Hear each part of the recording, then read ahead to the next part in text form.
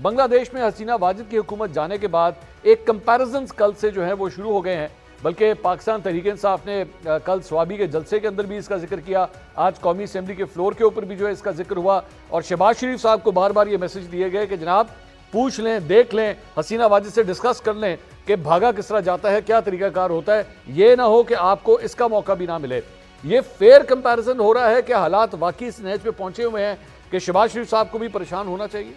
नहीं मंसूर अली खान साहब, ये बिल्कुल भी फेयर कंपैरिजन नहीं है। बांग्लादेश की अपने डायनामिक्स हैं, पॉलिटिकल डायनामिक्स हैं, अपनी उनकी ग्राउंड रियलिटीज हैं और ये सोचने समझने की जरूरत है सबको। बतौर सहाफी मैं तो इस चीज को देख के हैरान थी कि बांग्लादेश, आपने भी जिक्र किया कि उसके इकोनॉमिक मॉडल की, उसके गवर्नेंस मॉडल की पाकिस्तान में भी मिसालें दी जाती थी अभी चंद हफ्ते पहले तक, चंद महीने पहले तक, कि देखिए बांग्लादेश कहाँ पहुंच गया, टेक्सटाइल कहाँ तक पहुंच गया, वगैरह वगैरह, so on and so fourth. Anyway, coming back to the point, coming back to your question, जो मैं जवाब देना चाह रही हूँ, पाकिस्तान तरीके इंसाफ तो देखिए अभी 1971 का शेख मुजीब का एक बयानिया, एक ट्वीट किया था। अभी कुछ हफ्ते पहले तक तो पाकिस्तान तरीके इंसाफ 1971 को पाकिस्तान के लिए या अपने लिए उसको इस्तेमाल करके या मिसयूज करके पाकिस्तान के खिलाफ एक बयानिए के तौर पे उसको सामने लेके आई थी। शेख मुजीब को तो वो हीरो बनाकर पेश कर रहे थे कि उनके साथ बड़ी ज्यादती हो गई।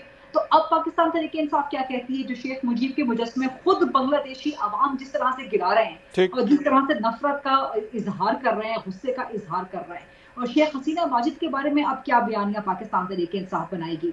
क्या उसी तरह से जिस तरह से एक 2 मिनट की वीडियो क्लिप ट्वीट की इमरान खान ने अपने ट्विटर अकाउंट से, क्या अब दोबारा से वो उसी तरह की कोई 2 मिनट की नहीं, यानी 20 सेकंड की एक क्लिप लगा के दिखाते जिसमें शेख मुजीब का मुजस्मा गिराने में बांग्लादेशी अवाम को वो दिखाएं?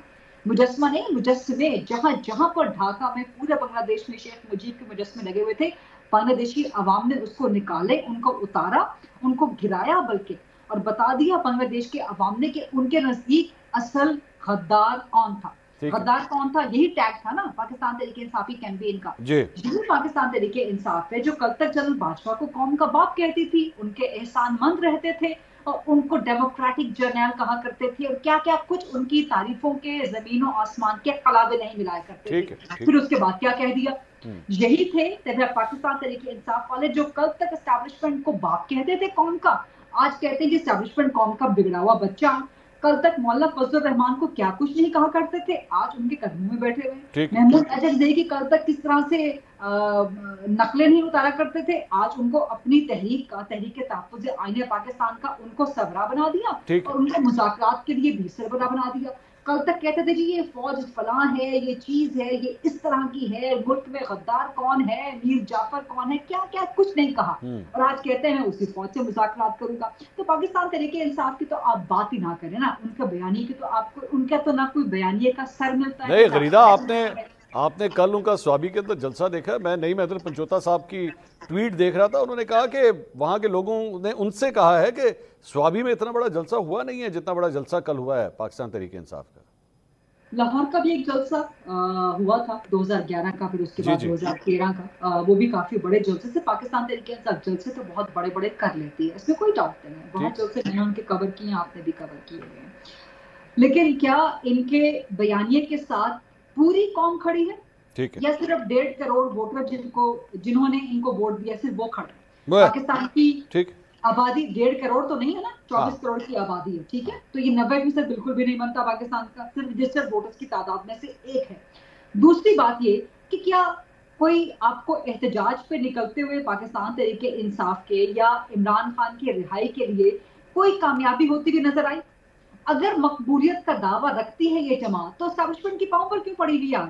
ये सवाल मैं पाकिस्तान तहरीक इंसाफ से कर रही हूँ। आप क्यों चाहते हैं कि फौज से मुज़ाकरात? ठीक, मैं पूछता हूँ जी, मैं इनसे नईम हैदर पंचोता साहब, आपको सबक हासिल हो गया जनाब। आप पूछते थे गद्दार कौन है, देख लीजिए शेख मुजीब के मुजस्मे जो है वो किस तरह तोड़े गए हैं, इनको आपने हीरो बनाया हुआ था। दूसरा, गरीदा साहिबा कह रही है क्यों पाँव पकड़ते हैं एस्टैब्लिशमेंट के आप ये इस तरह एहतजाज होता है, ये बांग्लादेश के अंदर इस तरह एहतजाज हुआ है कि पाँव पकड़े जाते हैं? जवाब दीजिए नईम हैदर पंचोता साहब।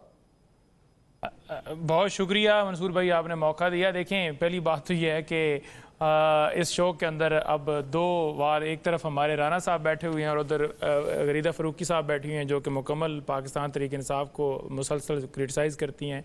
अगर कोई साफ़ी जो है मेरा ख्याल में अगर न्यूट्रल होकर सबको क्रिटिसाइज़ करे तो वो सारे अप्रिशिएट भी करते हैं, डेफिनेटली करें क्रिटिसाइज़, हम में भी गलतियाँ होंगी, औरों में भी गलतियाँ होंगी, फिर औरों की गलतियाँ भी आप हाईलाइट करें। सेकंड बात यह है कि 1971 की जो बात की जा रही है, हमारा मौकफ उसके ऊपर बड़ा जमात को डिरेल किया गया। क्या आवाम की राय को उस वक्त भी तस्लीम नहीं किया गया था, आज भी नहीं तस्लीम किया जा रहा, और हम यही कह रहे हैं, हम तो उस मौकफ से पीछे नहीं हटे। और सेकंड बात यह है, एक मिनट नईम साहब, गरीदा साहब हमें आपकी आवाज नहीं, आपने कुछ बोला, हम सुन नहीं सके आपको। ये जो नईम साहब ने बात की है ना, ये नईम हैदर पंजोता अभी नए आए हैं, मेरा ख्याल है इनको चंद महीने हुए हैं पाकिस्तान तहरीके इंसाफ में, लेकिन मैं 2014 से पाकिस्तान तहरीके इंसाफ का ये सारा जबर बर्दाश्त कर रही हूँ। सो मैं नई नहीं हूँ ये इल्जाम बर्दाश्त करने में। तो एक तो हम सहाफत इनके कहने पे नहीं करेंगे, पाकिस्तान तहरीके इंसाफ के कहने पे। दूसरा, न्यूट्रल का लफ्ज ना इस्तेमाल किया करें बराए मेहरबानी। इस न्यूट्रल पर भी आप यू टर्न ले चुके हैं। अच्छा देखें गरीदा फरूकी साहिबा, आप अपनी बारी पे बात कीजिएगा, ऐसे फिर प्रोग्राम जो है ना वो नहीं चल पाएगा। बार बार इंटरप्ट करती रहेंगी तो मैं बिल्कुल जो है फिर मैं भी मौका नहीं दूंगा, फिर वो मुनासिब नहीं होगा। आपने जितना जहर उगला पाकिस्तान तहरीक इंसाफ के खिलाफ, मैं पूरा मुकम्मल तौर पर सुनता रहा, मैं नहीं बोला, मैं नहीं इंटरप्ट किया, क्योंकि आप डेफिनेटली कहती हैं कि साफ़ी हैं, लेकिन मैं तो नहीं समझता कि ये साफत है जिस तरह से आप एक पार्टी को क्रिटिसाइज करती हैं और एक को टारगेट किया जाता है। नईम साहब उनकी राय है ना, नईम साहब उनकी राय है, नंबर वो राय रखने का इख्तियार तो है ना सर। दूसरी तरफ भी राय देखें, एक तरफ राय नहीं होती, नो एक तरफ राय नहीं होती। राय होती है जब आप न्यूट्रल हो के, जब आपके एक प्रोफेशन है उस प्रोफेशन के मुताबिक बनता है।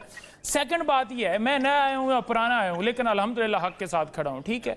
मैं आया हूँ और आप अपनी तरफ खड़ी हैं, ठीक है, आपका अपना एक मौकफ है। 1971 की जो बात की जा रही थी, बड़ा क्लियर है हमारा मौकफ, तो मैंने पहले आपको बता दिया कि अच्छा दूसरे लोगों के भी बयानात उठा लें ना, नवाज शरीफ साहब के उठा लें, बाकियों के उठा लें, ख्वाजा साहब के उठा लें, उनके भी बयानात उठा लें, उनके क्या थे मुजीबुर रहमान के हवाले से, और हम तो अब भी कह रहे हैं। और सेकंड बात यह है कि अगर एक बाप जो है उसकी बेटी जो है वो एक गलती करेगी, और सिर्फ गलती ये नहीं करेगी कि 14 साल से वो वहाँ पर वही जो आज पाकिस्तान के अंदर हो रहा है कि लोगों को उठाया जाना, उनके ऊपर मुकदमात बनाना, उनको जेलों में डालना, स्टूडेंट्स को कहना कि ये गद्दार हैं और 300 लोगों को शहीद कर देना, और फिर इसी तरह से ये सिलसिला जारी रहा। एक इलेक्शन हुआ, एक इलेक्शन के अंदर उन्होंने कहा जी कि एक इलेक्शन तो चोरी कर लिया गया और दूसरे इलेक्शन के अंदर किसी को जो है वो शामिल ही नहीं होने दिया गया, और फिर एकतरफा इलेक्शन हुआ। फिर ऐसी यही सूरत हाल चलती रही जो आज पाकिस्तान के अंदर है, और अगर ये पाकिस्तान के अंदर इसी तरह से चलती रहेगी जैसे चल रही है तो डेफिनेटली वही हालात होंगे। और जब ऐसा सारा सिनेरियो किया गया 14 साल के अंदर, तो फिर डेफिनेटली जो जिसने किया उसके वालिद को उन्होंने मुजस्समा तोड़ा, उनके साथ जुल्म हुआ, वो भी तो किसी के बच्चे थे, भाई थे, बहन थे, बुजुर्ग थे। नहीं साहब, एक सवाल यहाँ पे एक बनता है सर, यहाँ पे सर एक सवाल बनता है। नहीं साहब, एक सवाल ले लीजिए सर, एक सवाल ले ले। आप दोबारा वही बात कर रहे हैं कि अगर ये ना हुआ तो फिर यहाँ पे भी ये सब कुछ हो जाएगा। सर एक चीज का फर्क है ना, एक चीज का फर्क यह है कि बांग्लादेश में वो जो स्टूडेंट्स थे, जो तालिबे इल्म थे, वो एस्टैब्लिशमेंट से या फौज से ये नहीं कह रहे थे आपकी मेहरबानी हमसे मुज़ाकरात कर लें, आपकी मेहरबानी बंदा अपॉइंट कर दें, हमारे साथ बैठ के बात कर लें, वो ये काम तो नहीं कर रहे थे सर।